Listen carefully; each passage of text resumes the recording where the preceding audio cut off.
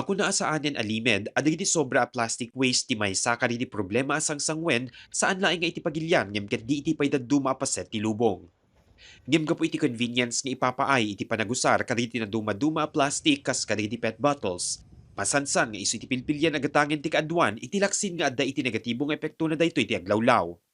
Patsyeng ti Mariano Marcos State University a responsibilidad dagiti pagadalan na sursurwan dagiti estudyante iti proper waste management. Iti agdamad addan iti panang paigatda iti panang ipatungpal ti Zero Plastic Waste Policy iti uneg tilawag ken Batak Campus. Napanunot mi nga i-strengthen the waste management here in MMSU because yun nga, as MMSU is known to advocate for sustainability, so we decided na dapat maging role model ang university para sa implementation ng mga sustainability related programs, and that includes yung solid waste management.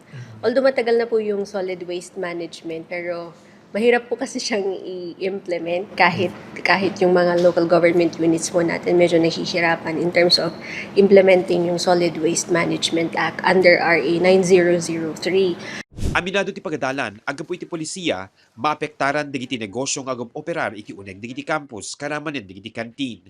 Ngem patsyendaan as ken asaanen amay tantan pa iti panakairwam digiti estudyante iti panangdiklik ti panagusar kaditi plastic.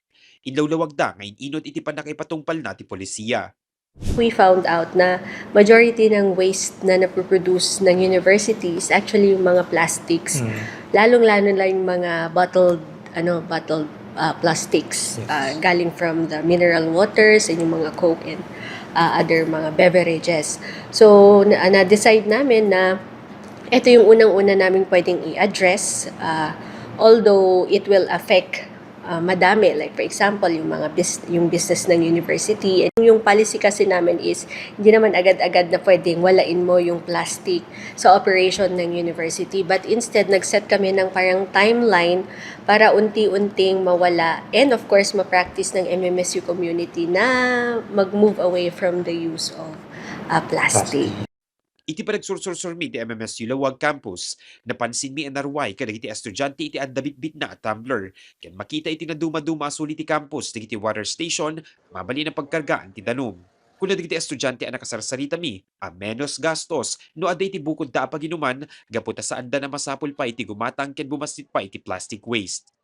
Tapno awan unay agwawarang nga plastikan circle. Tapno ngamin po oran to DJ circuit makamaditi pollution. Nalaklak nga da tumblers. Kasi tapno no DJ ngamin battle no ko nga magatang circuit no malpasan tayo ket ibelyong tayo. Suportaran met diti agtagilako ti makan ken mainom nga agop operar iti uneg ti universidad tinasao agagem. Mas prefer mi Metsor kasi mas healthy di gid ubing no aming plastic ket medyo aduti anatayo aduti maalatay nga sakit mas risky iso mas prefer met nga talaga nga paper cups ti dapat usarin tayo. Di una na medyo maanada kasi hanga aesthetic ko nada amo tay met ti millennials and ket medyo kaya dali kita aesthetics nga makita da nga tay karga juice daket visible. Yung tatangket mostly na adapt damit laki din so. Kasolid North, amuyo kadi anabayag iti panagdegrade digiti plastic, kas kaditi pet bottles asan tulaeng agdegrade kalpasan iti nasrok upat agasot atawen. Basarpay kaditi sumagmama na research, mabali na sumrek digiti microplastic iti bagi, babaen iti panaginom usar digiti pet bottles. Mark Magdirila, Balitang Solid North.